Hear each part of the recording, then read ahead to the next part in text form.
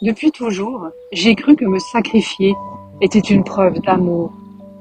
Il y a une vérité que j'ai mis une moitié de vie à comprendre, puis à tenter d'accepter. Je ne peux sauver personne.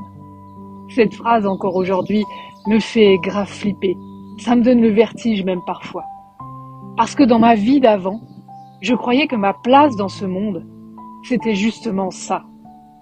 Aider, comprendre, réparer, soulager, porter, être forte pour les autres, tous les autres. Et puis un jour, mon corps m'a dit « Stop, ça suffit ». La douleur chronique, la fibromyalgie, l'épuisement, les troubles neurologiques fonctionnels se sont installés.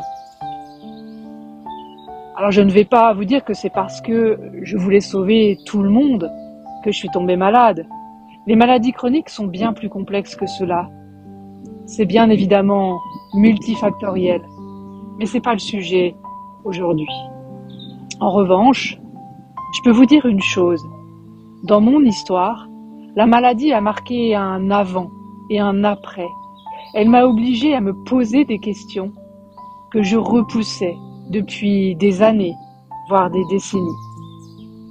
Et aujourd'hui, j'aimerais vous partager ce cheminement. Bonjour à toutes et tous.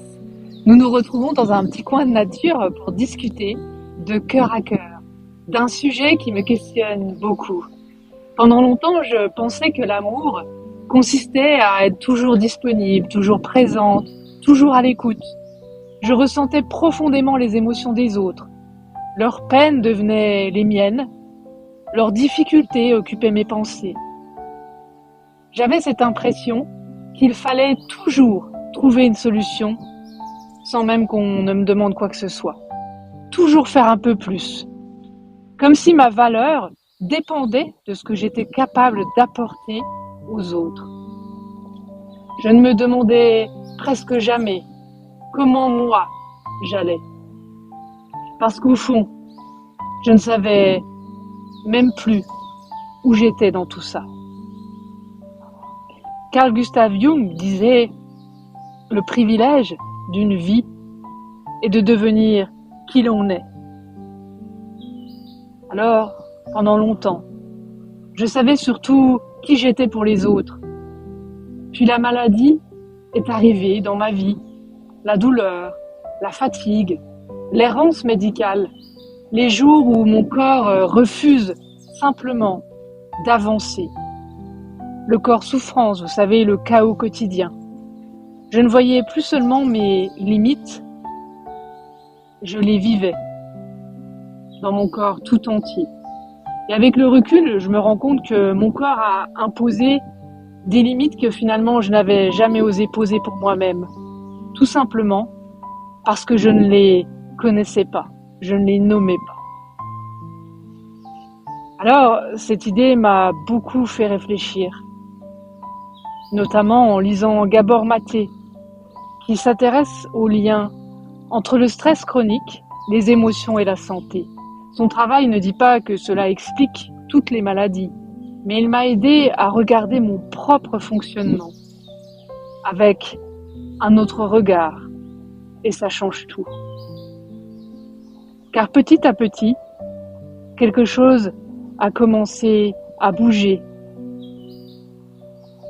Je ne sais pas vraiment vous dire quoi, ni quand, ni comment.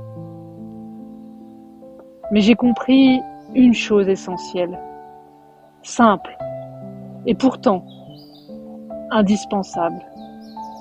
Chaque être humain marche sur son propre chemin, avec ses blessures, ses peurs, ses épreuves de vie, ses leçons, ses choix, ses doutes, ses errances.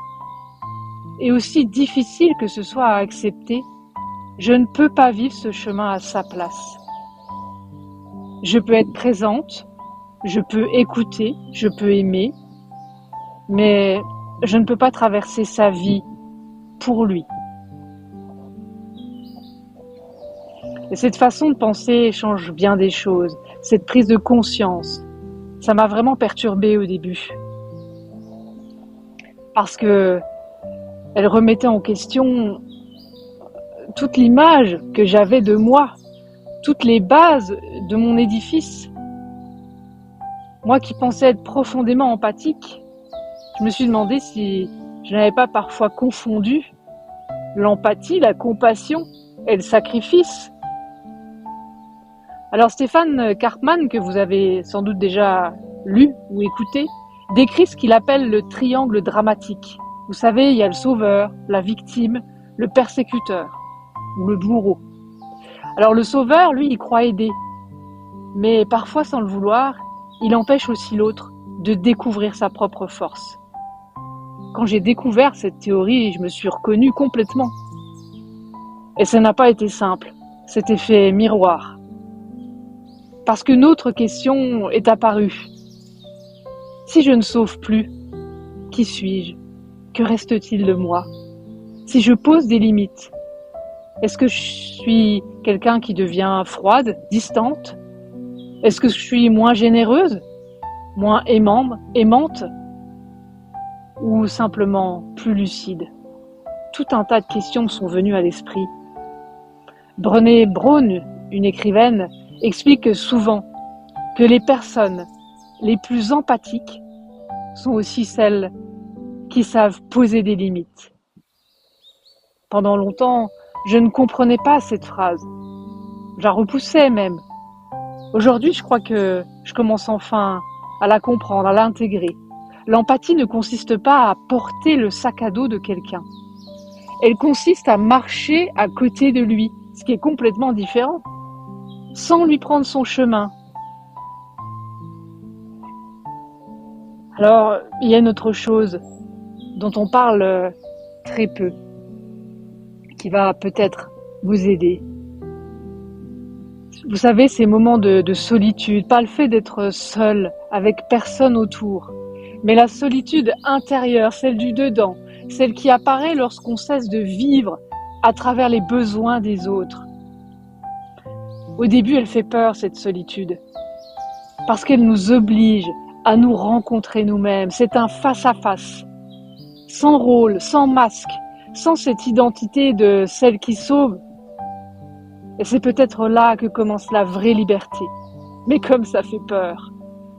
Vous savez, cette liberté de savoir ce qui m'appartient et ce qui ne m'appartient pas. Alors aujourd'hui, je continue d'aimer profondément. Je continue d'être touchée par les histoires des autres. Je ne peux pas m'en empêcher. Je continue d'avoir de l'empathie. Mais j'essaye de ne plus confondre leur chemin avec le mien. J'apprends à être là, sans porter. Je peux écouter sans m'oublier. Enfin, j'essaye.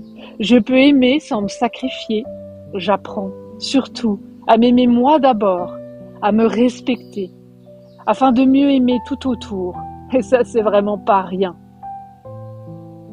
Finalement, je crois que la plus grande leçon que cette maladie, toutes ces pathologies, ces symptômes du quotidien m'offrent, bien au-delà de la souffrance, c'est le discernement.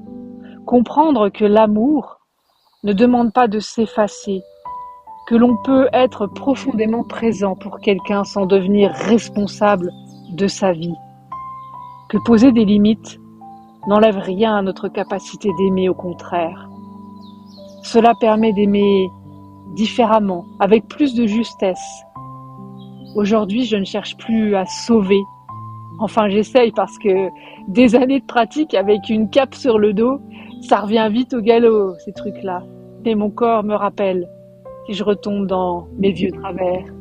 Je cherche surtout à être présente, à écouter, à tendre la main. Quand on me la demande, c'est ça qui est important. Et si je suis OK, surtout si je suis OK et que ça ne dépasse pas mes propres limites. J'apprends aussi à faire confiance à la capacité de chacun de traverser sa propre vie. Alors avec nos proches, nos enfants, c'est un vrai changement de paradigme, c'est un vrai défi de chaque jour. Parce que c'est peut-être ça finalement le plus bel acte d'amour. Croire que l'autre possède en lui les ressources dont il a besoin. Et peut-être que la liberté, elle commence exactement là, le jour où l'on cesse de porter ce qui ne nous appartient pas. Le jour où on accepte enfin de marcher sur son propre chemin. C'est pas facile tout ça, mais comme c'est riche d'enseignements. Alors j'ai envie de te demander, et toi, est-ce qu'il y a eu un moment dans ta vie où tu as compris la différence entre aimer quelqu'un et te sacrifier pour lui? Si ce sujet résonne en toi, raconte-moi ton expérience, même quelques lignes dans les commentaires. Ça me ferait super plaisir. En attendant le prochain épisode, le prochain rendez-vous en nature dans cette forêt magique, je te demande de prendre bien soin de toi. Et je te dis à très vite.